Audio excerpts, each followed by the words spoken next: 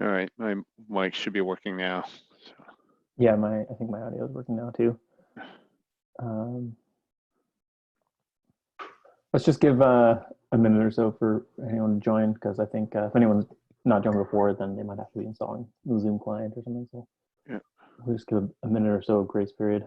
But I've already started recording specifically so that if anyone does join, they immediately get the notification, and they're not caught off guard by that. Yeah, I noticed at least one new contributor on the call too, which is great. So. Yeah. Hello. Hey, Pierre. Hi. And Fabio, I think you're first time joining the call. Welcome. So. Yes, thank you.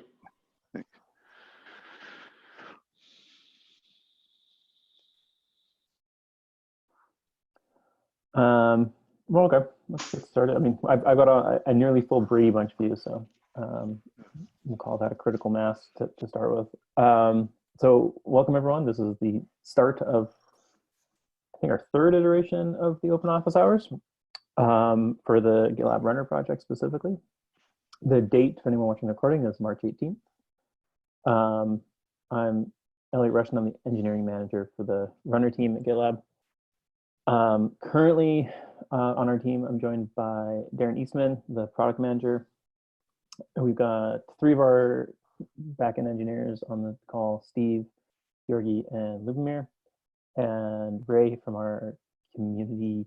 Oh, I always mess this one up. Community relations team. Yep, that's perfect. Oh, okay, good. Yep. I just remembered what the Slack channel was. Yeah. So. Yeah.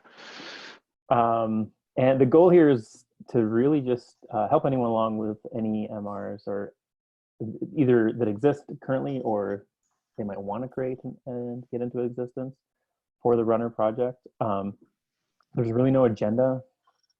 There's no hard agenda.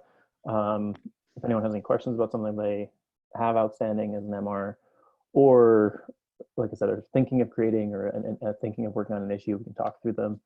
Darren's here, so if there's something like a feature that everyone's ever talked about, we can even talk about that. But as a default, what we'll do is Steve will go through and do some kind of live code review of a couple of, or I don't know what his plan is, maybe a couple of open MRs that have already been contributed. Anything you want to add, Ray? Anything going on from the community team in specific? No. I think that's. I think you covered everything. I mean, I was just looking at the issue for the call, and it looked like, Steve, you had few possible MRs that you wanted that we can use as examples as well. But I think you covered everything, Elliot. So. Cool. Yeah. And so yeah, I'll come back to this a couple times in the call just in case people join late. But at any point, please either use the chat or just speak up if there's an opportunity. If you have any questions about something, certainly don't need to wait to get called on. And so, Steve, I'll kick it over to you. I think you have, like Ray said, you have a couple MRs you're already planning on. I picked some MRs from Fabio's list that I haven't reviewed yet, and maybe we can start reviewing them. I know Pierre is here on the call regarding the community contribution we were working on last time. I still haven't had time to look at why the image building is failing, but since we already did 2 office hours on that, it would be nice to have some other contributor working on some other issue. Completely agree with that. And I'll continue looking at that issue we're having async. So first of all, nice to meet you, Fabio. It's the first time we're talking, I think. And thank you so much for all these contributions. I really enjoyed reviewing them so far. Thank you. Thank you, guys. So let me share my screen.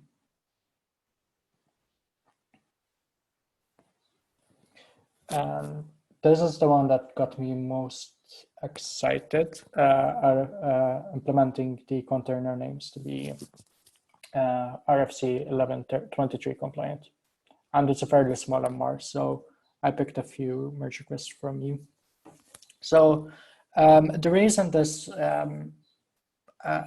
this got me a bit excited because I think Georgie is in this call, Georgie recently did some work on making everything RFC 1123 compliant for the Kubernetes executor. So it would be nice to start working over to the Docker executor to be the same, because we do want to have them the same. I think so, Steve. We just worked on making OAS's RFC 1123. Yeah. Nothing else. Pardon? Nothing else, just OAS's. Yeah. So quickly looking at it, it does seem to make perfect sense because we are using our helper function that will remove the underscore.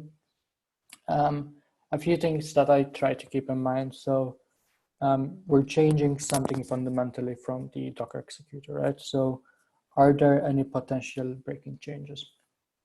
In this case, I do not think so, because if, for example, you already have a system, right, running GitLab runner with the Docker executor, and you upgrade to the new version when this merge request is being included, worst case scenario is going to be that we're just going to be creating extra containers with the new name, which doesn't really is completely transparent from the user, right? So I do not think there's any breaking changes apart from if people are having some kind of monitoring tools or something like that that look at a specific container name. But I would even, I don't think that would be in the case of our breaking changes policy. And we already have plans to change the name to have the job ID here. So I don't think that's a problem. So the biggest part would be, I would literally just start by doing this. So I would just clone it first and run it on my laptop locally to see if there are any problems. And then I will actually look at the code. Getting it working helps me understand like what the problem is.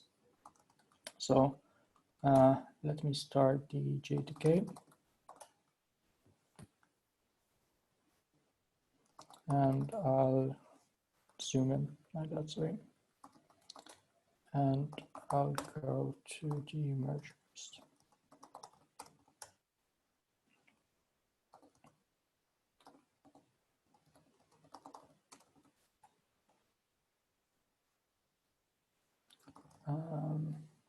This is my bad.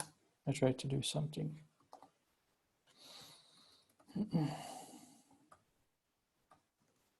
Are there any questions so far, or is it clear?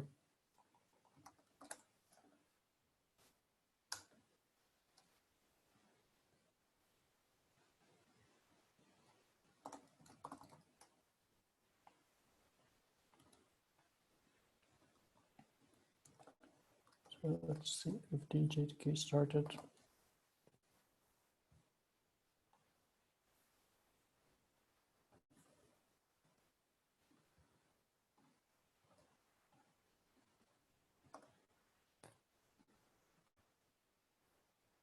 For anyone not familiar, anyone either viewing this call or something like that, JDK is our development kit where you can easily run a local GitLab instance on your laptop. So you can do some development on it or use it for development. Like for example, the runner team, I personally use the JDK, so I run jobs locally. So everything is fairly quicker than just using GitLab.com, and I can not bother about secrets or anything like that. It's a fairly handy tool. Sometimes it does require some setup because you have to have everything installed locally, which is not ideal, but it gets the job done. So it does take a while to boot up.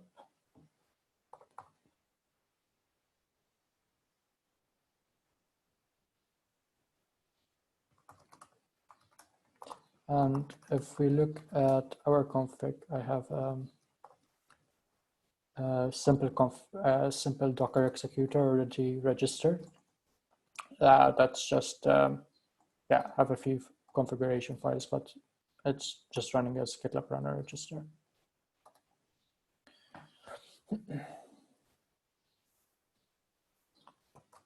So we do have the code checked locally. So what I like to do, you can run make build current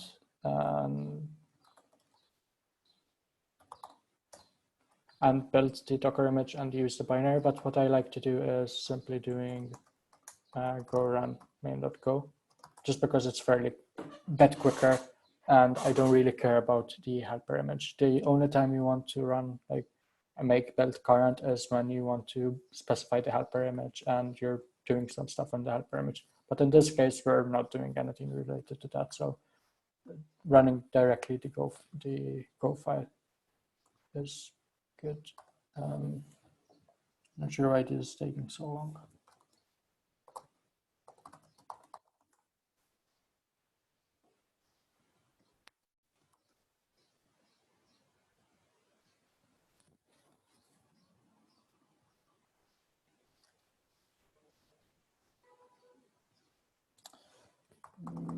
Maybe we'll use GitLab.com.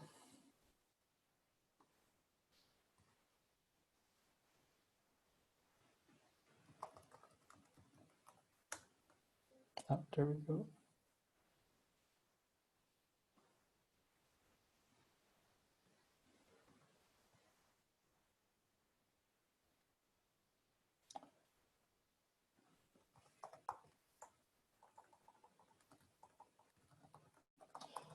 So I'm just checking that the runner is not paused or anything. And let me start the runner here.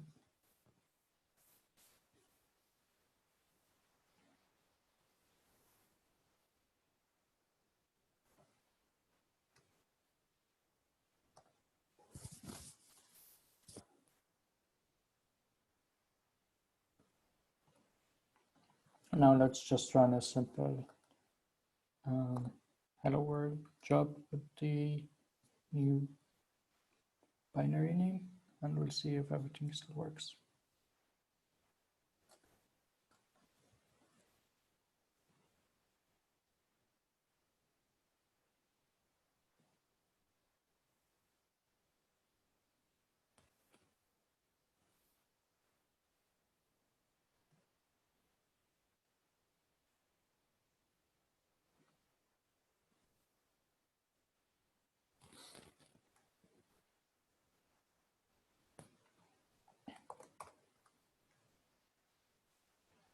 So now if we run docker ps, we should start seeing the containers being created.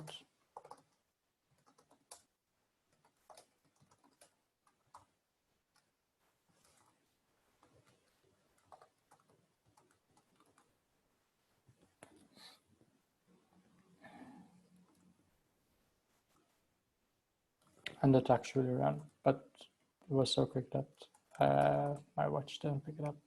But yeah, it's running perfectly fine. So seems to be fine for now. Let's look at the actual tests.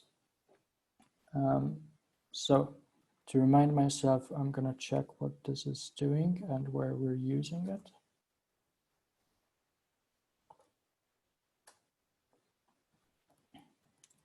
So putting the name to lower,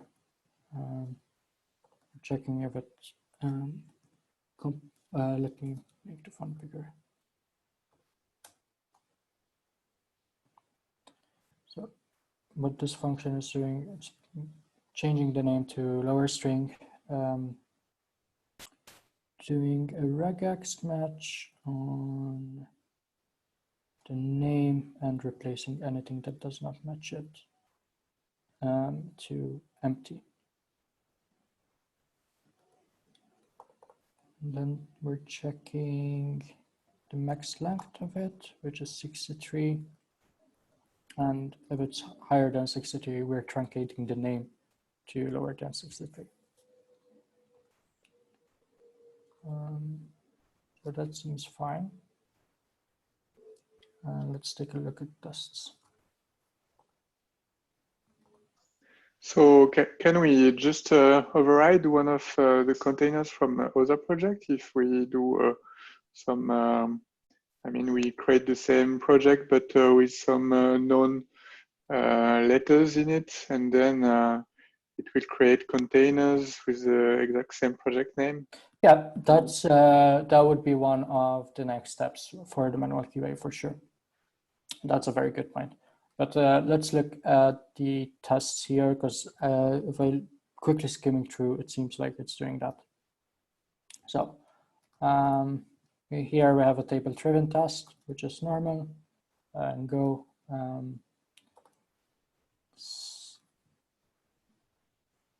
So it's passing in the build and the expected output. So I would already suggest to have expected output to be expected name, because we're talking about project unique name.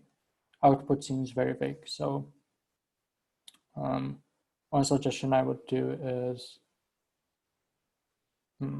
expected. So when someone is just skimming through, we know what we mean by expected output, which is in this case, it's just the expected name.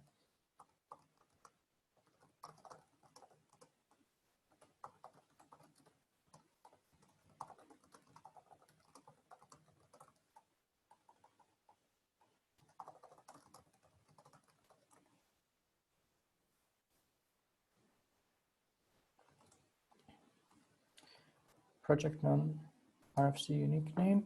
So this one is with a token that has an underscore, and the job response is a number.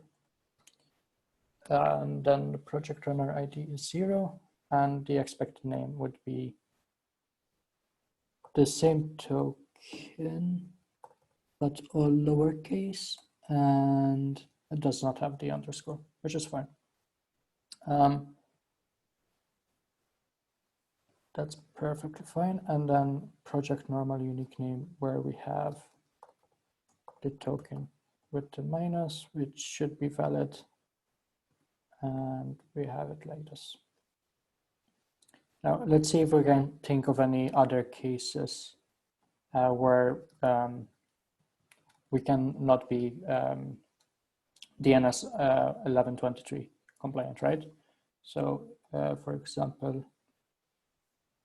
here, we're just using the IDs. Okay, so those are compliant. So the only time it's not compliant is the short description, and we're already testing for that. So one thing I also like to do is check the coverage. Since this added a new test, it would be nice to see if we have full coverage or if we're missing some cases.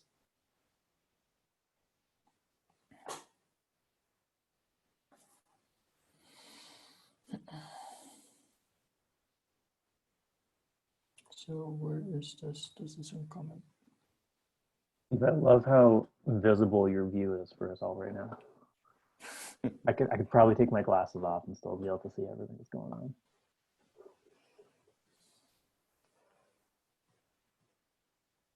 So this is for the project unique name. And yeah, we have full coverage. So we are sure that we're covering of all cases here.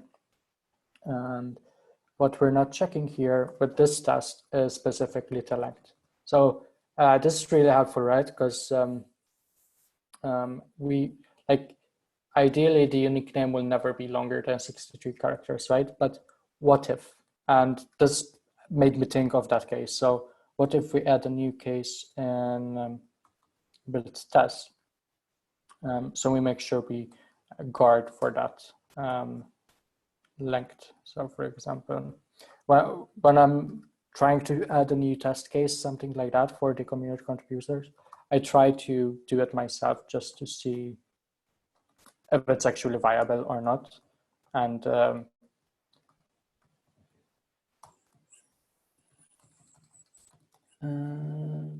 then I'll add it as a suggestion as well, but I'm not sure if this will work or not, because we are already truncating, but let's see how many characters we have here.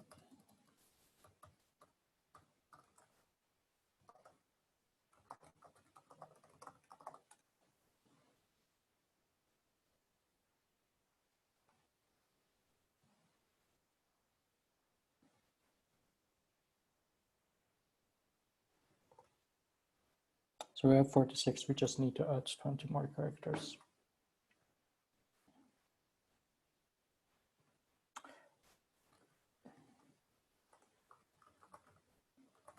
I'm not sure if this will work because we'll probably get some kind of workflow flow.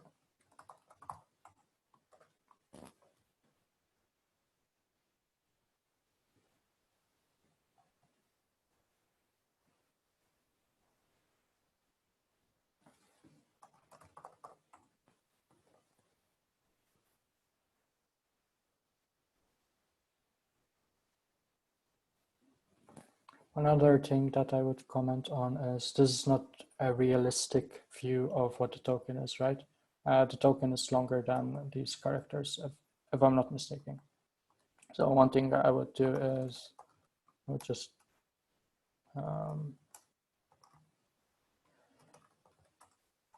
comment on, let's use a real length token. So for example, this one, right? Let's just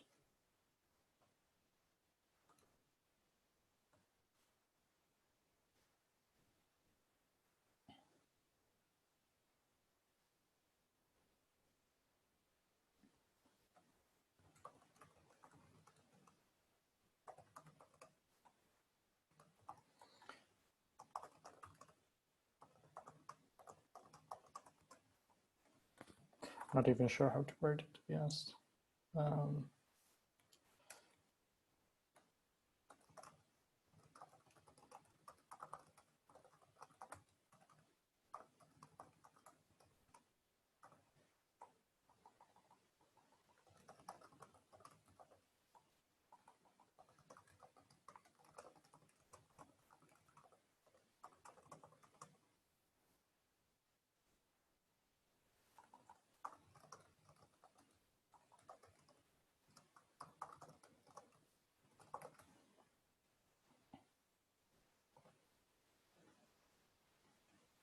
So for example, we'll use that, right?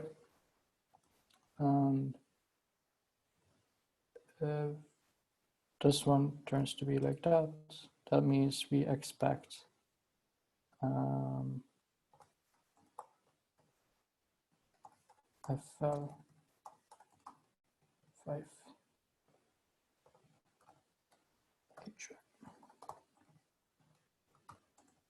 I think it should be like that. So let's comment this for now and see.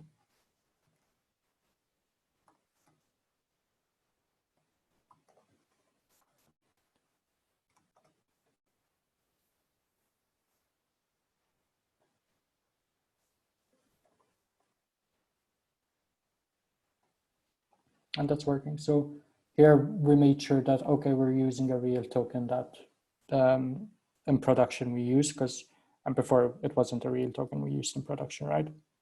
And we make sure that even in if the underscore is in the middle, it's being dropped off and everything is put in lowercase.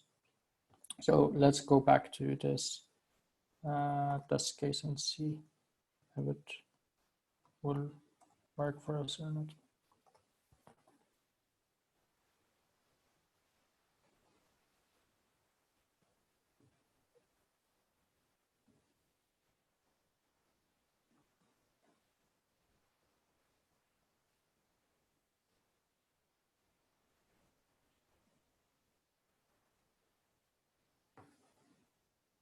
How many characters do we have here?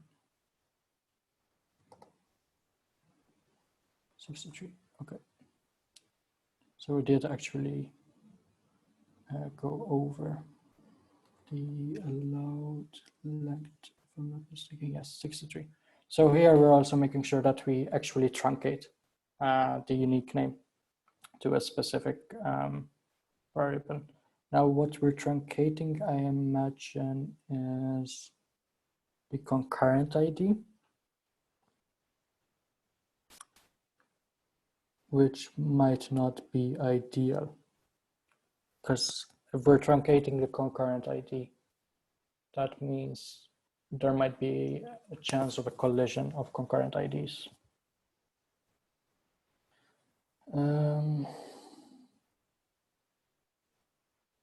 But maybe we should do it only on the short name. What is the name? It's the runner, and the token, it's the description, short description.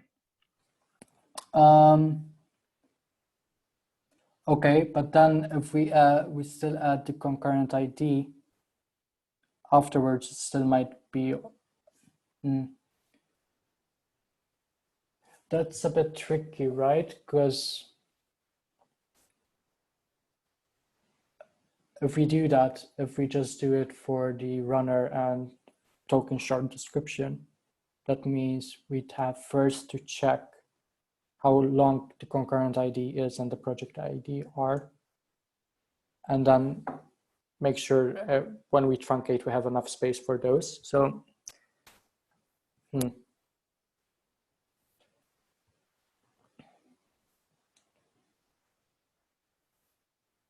to be fair, this is a very, very clear, like, edge case, because it's very, I would be impressed if the runner can run this many concurrent builds at the same time on a single host.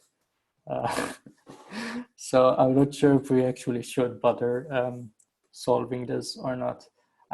It might be worth to still add the test case, so we make it clear that, hey, we are aware that the concurrent ID will be truncated.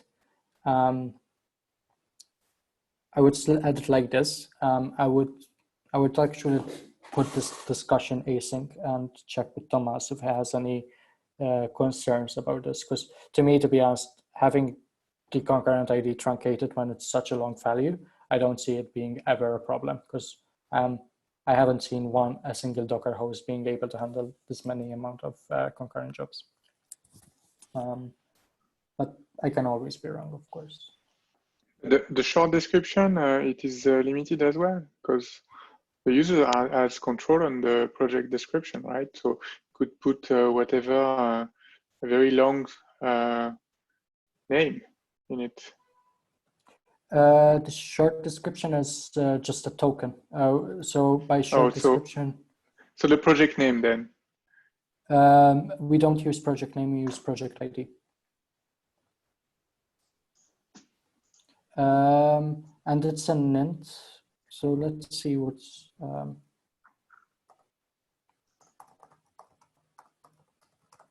Let's see if it's actually going to be an issue or not.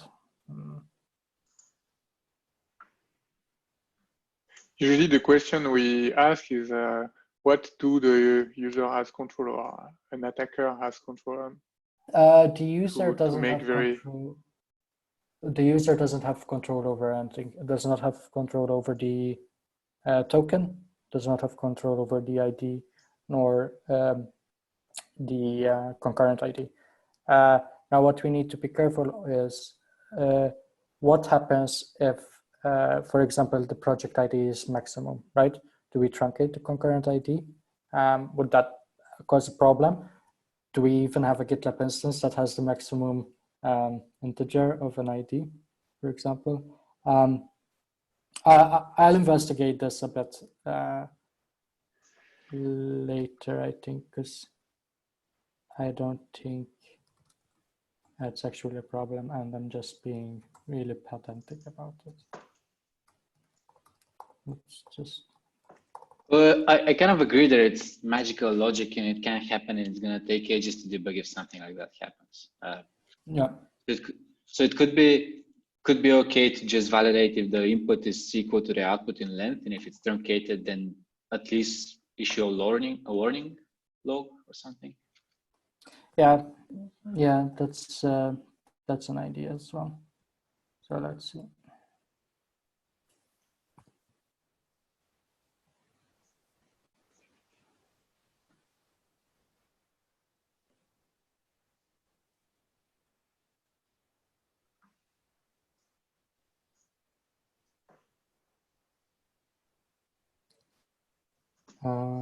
So the maximum int, if I'm copy pasted correctly, is this one.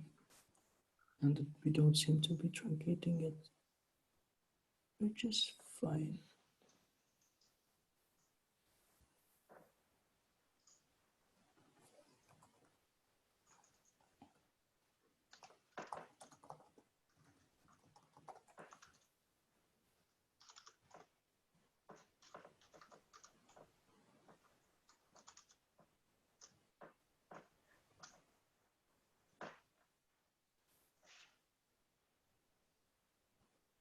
And there we go.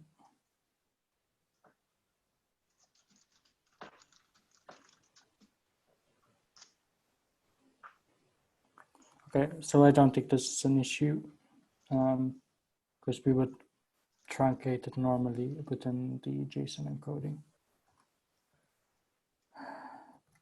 But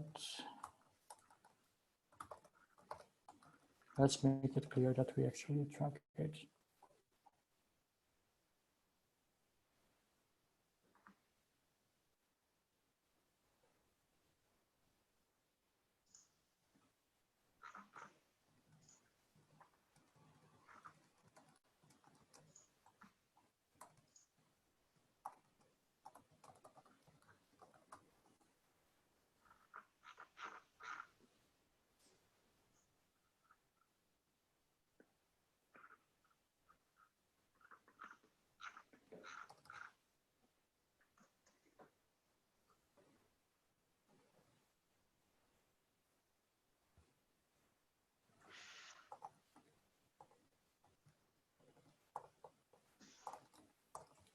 Let's see how many characters just to make sure we're doing the lot.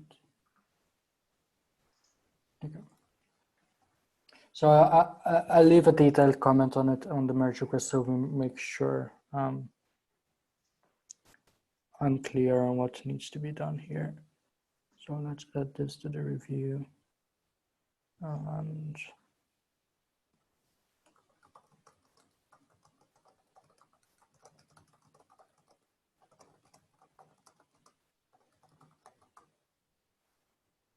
I'll leave it here and revisit it later tomorrow. So the test does seem fine and it's checking what we want to. It's doing what it says. So to be honest, I don't have any objections into merging this, unless any other engineer has any questions or thoughts about it. Is this like a speak now or forever hold your peace thing? Speak now or don't yell at me when it breaks. Do it. Okay, awesome. So I'll write the detailed comment later today, but yeah, this is ready for like being merged today. So this week, sorry, not today.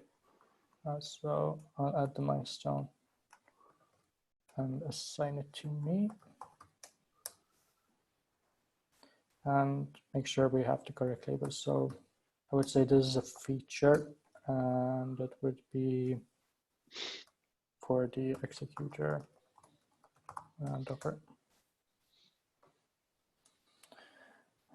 And let's double check what issues it is closing. Yeah, I think it's related to Kubernetes also. Good point. Yes, but we can only have one executor since it's a scoped label. Yeah, that's a very good point. Do we have a label just like about containers? I'm sure we do. Does anyone know of a label that would just kind of highlight it as like a container topic? No? All right, don't worry about it. No, I don't think we do. Our labeling, we don't want perfect labeling, like perfect, the word I'm looking for. Partitioning of our labels, because otherwise we'll have to change it every time we add something. Well, to be honest, this is not just for the Docker executor. It's not even Kubernetes. It's also Shell executor and things like that, because we use that for the pod. So I was wrong here.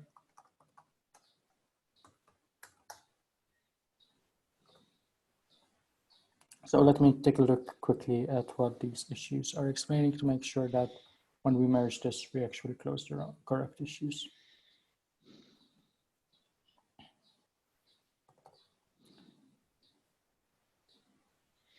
Okay, so well, I'm familiar with this issue, but because even for our autoscaler, we have the same problem. Move characters for hostname. This is good as well.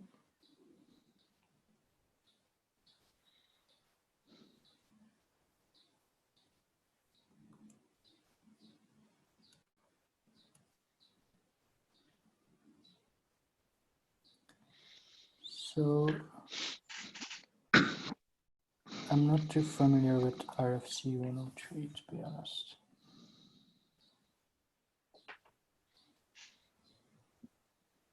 See, you don't have it memorized by heart? No.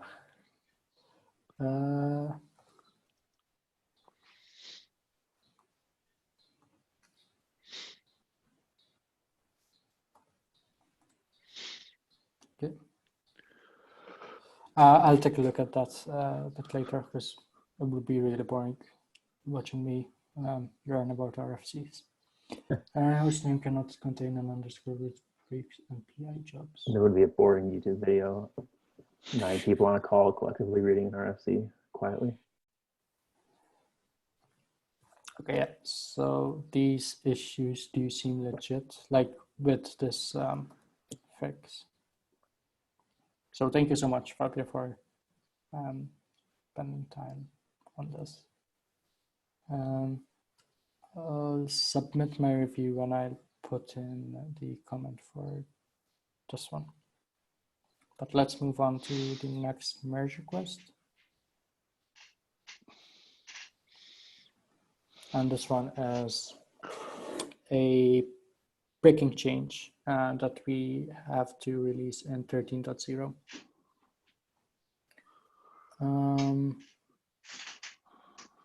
And I see Fabio already looked at it, so this should be much quicker to review. So first thing would be to check out the code locally like before.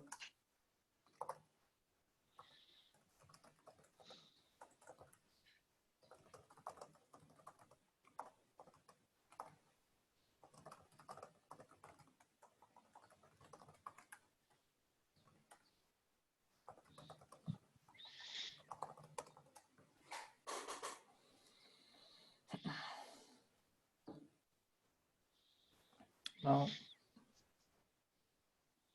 can I remind myself a bit what this is doing?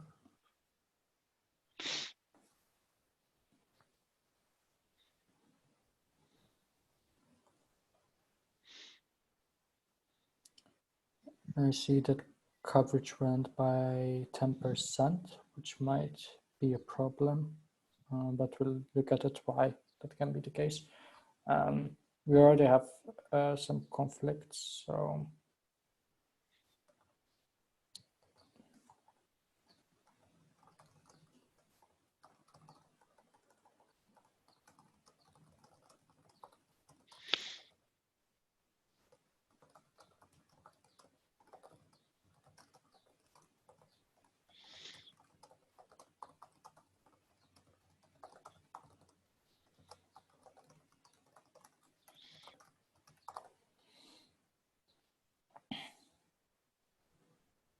I'll do that at the end of the review.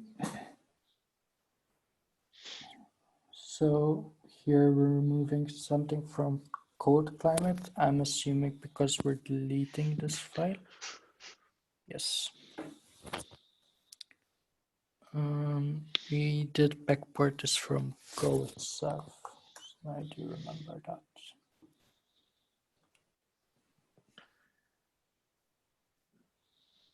And probably that's why the test coverage went down to 10% because we deleted this test. So let's see. We're no longer depending on this package because we're not using legacy expand, we're using OS expand. which seems fine.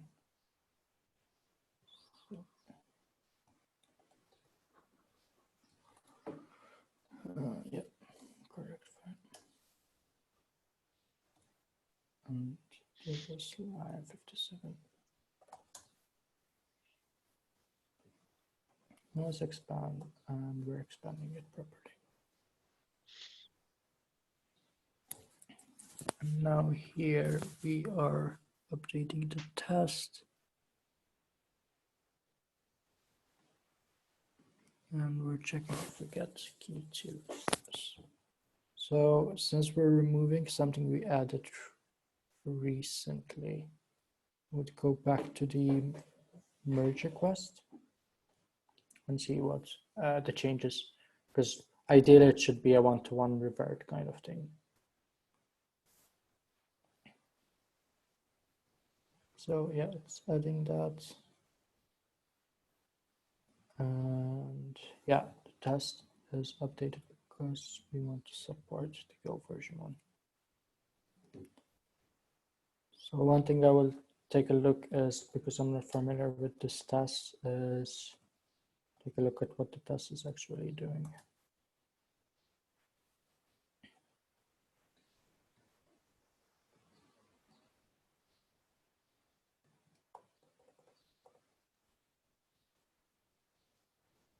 So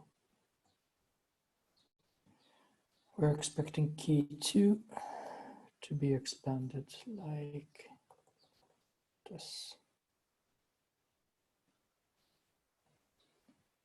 And key 3 to be expanded by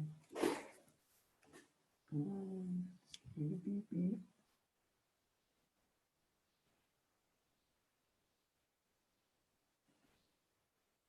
Okay, so this is basically escaping the $sign properly with Go 1.11. 1.10, sorry.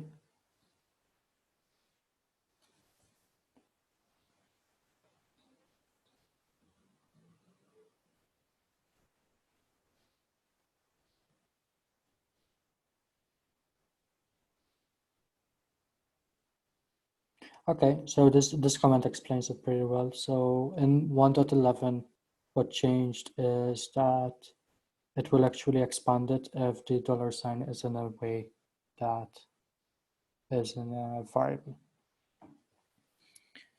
So before it used to expand this, but now it does not expand it anymore. And that's why our test case actually caught it, which is very lucky for us, I guess.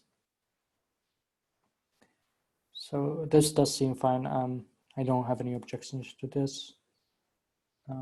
Let's make sure it has the correct label. So it has community contribution 13.0. Prove it as well. And I'll ask you to solve the conflicts. And that's pretty much it for that one.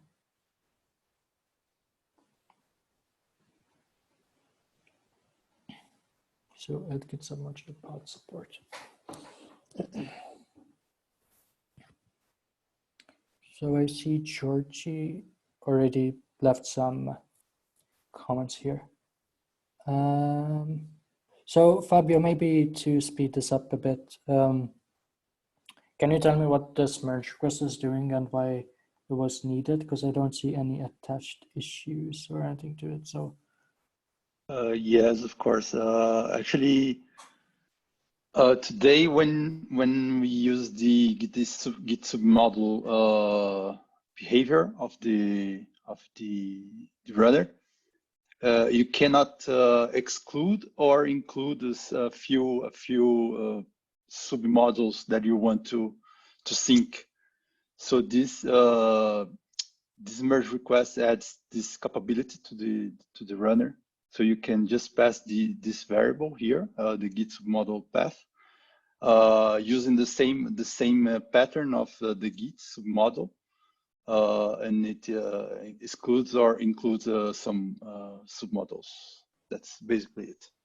Okay, so it's a way for us to prevent cloning or syncing of submodules that we don't want to, right? Yes, I have a case on my team that we have a bunch of submodels on a specific repo that we don't want to sync every submodule, you know, just a few ones. Okay. And one idea that comes to mind is, would the environment variable be more clear than having the user, which in this case is you, updating the submodules that you want inside of the script part of your GitLab CI YAML file? I tried to, okay, go ahead. No, I was gonna say, like, is it more clear to the user that to just put it in the script than trying to figure out how this variable works? I know it follows Git standards. I can see that, but like I would have to like learn how to do that as a user, right? Yes, yes, for sure. Would it make sense? Like, would it be possible for you, for example, to just use the script tag? We are doing this today using the script, but yeah, I would like to use the capability of the runner to do the job for us, you know. Don't have to be writing the script and just put some variable or I don't know, some key on the GitLab runner, the YAML, YAML, to do that for me. Yeah, I think that makes sense. What I'm afraid of is we would be adding more variables, but let me see what variables we have currently. So here we have the strategy, the Git submodule, strategy, and the checkout.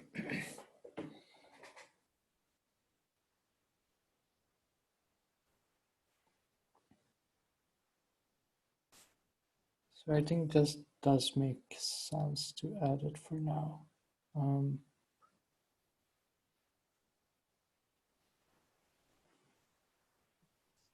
Yeah, maybe I can add some more few examples in the documentation. Yes, for sure. And we would probably, I don't think, like, if you want to do it, you're more than welcome. But one thing we would do is we would also have to update this document over here. So, because this is the single source of truth of all the variables that you can specify to configure the cloning stuff, right? And this one yes, is. I think I have, yeah, I think I have done this. Okay. Let me check.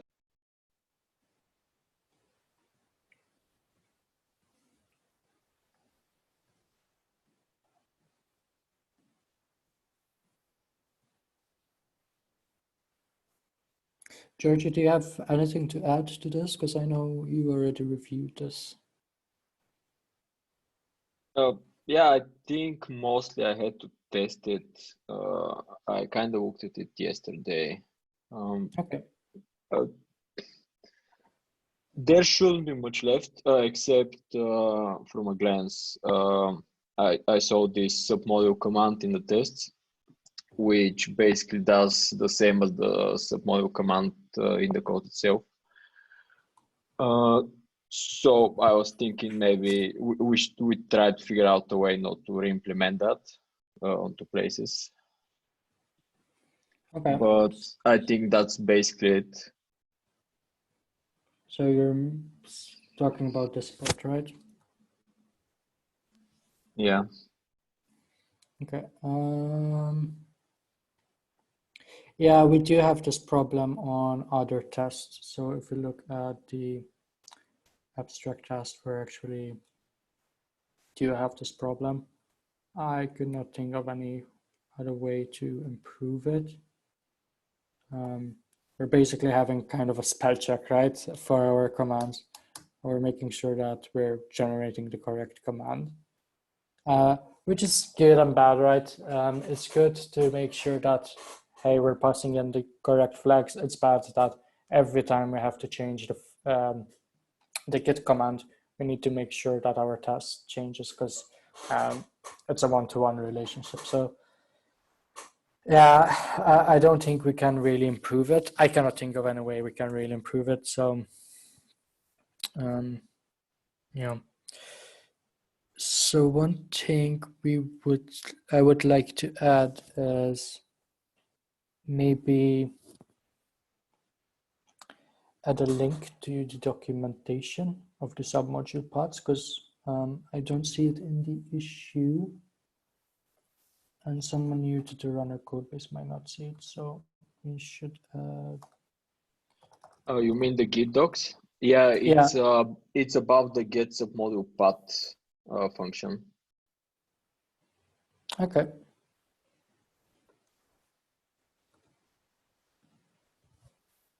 Ah, there we go. Lovely.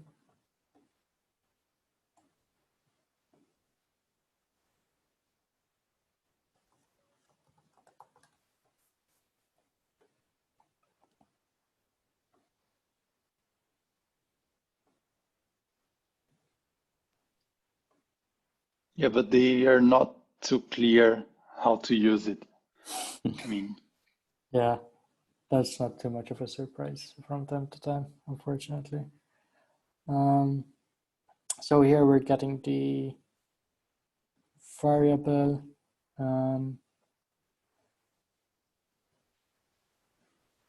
Let's see.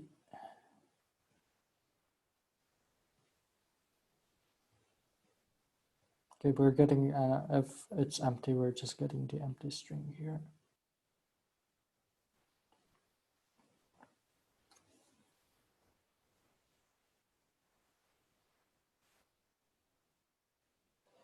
And for some reason, like, for example, is there a point why we should be passing this instead of just calling it directly here?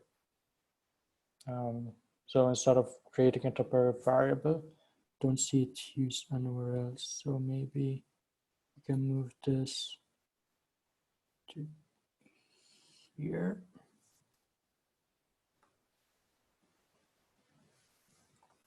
No, let's open up in the editor and see if it works out.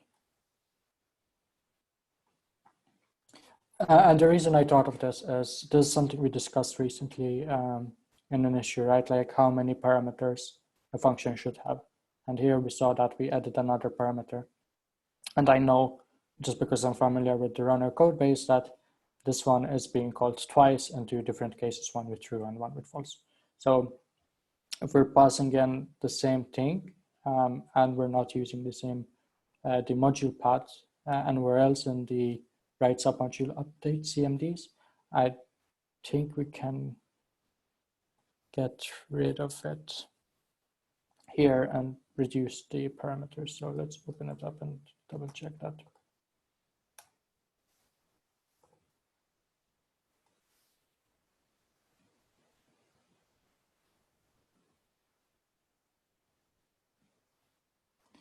I don't think I have to go check it out.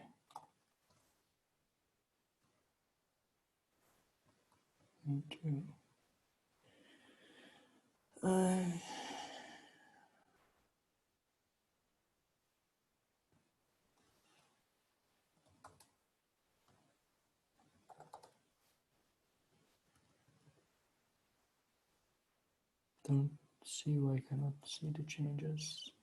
Might be just my editor being slow.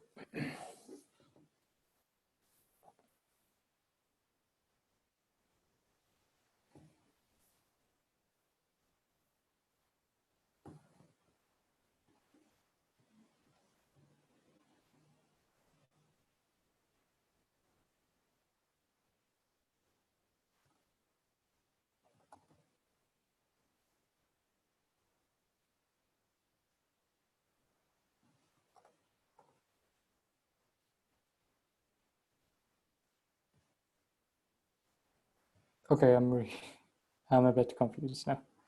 why I see the change here, but I do not see it in my editor.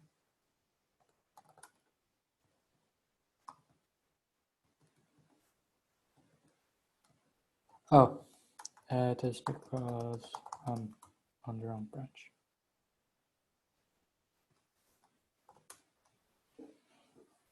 It's 1838, not 1892. You just want to point out the time. We only have about 3 or 4 minutes left. Okay, yeah. So one thing that would be is just removing this and moving it here so we don't duplicate the parameters and things like that. But that's a small nitpick. I'll leave it up to Georgie to finish off the review and then probably assign it to me for the final maintainer. Merge and review. So yeah, that's it for me, unless anyone has any more questions or anything to add.